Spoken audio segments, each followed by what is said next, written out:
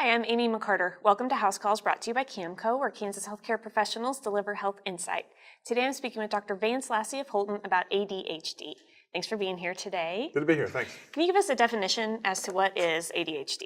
Attention deficit and hyperactivity disorder, and there's several different types. The most common types we talk about the most are an inattentive subtype, where folks just can't focus and there's just no attention.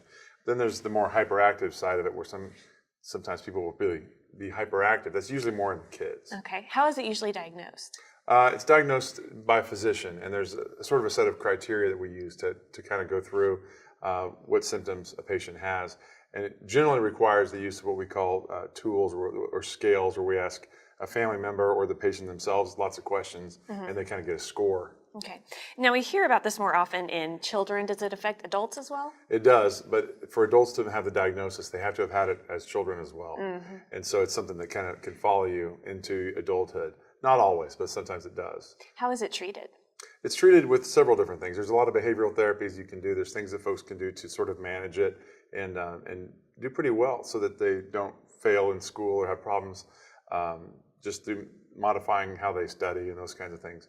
But sometimes if it's so bad that it interferes with the patient's life, there are medications that can be used, both stimulant medications and non-stimulant medications. Okay. And at what point should they call their doctor? For children, it's generally something that comes to a parent's attention by a teacher. A teacher might recommend it, or parents may just have some questions and say, you know what, let's go talk to the doctor, see if there's something that might be able to help our kid in some way. All right. Good information. Thanks for being here today. Thanks for having me. Thanks. Please join us next week for a new health topic discussion on House Calls.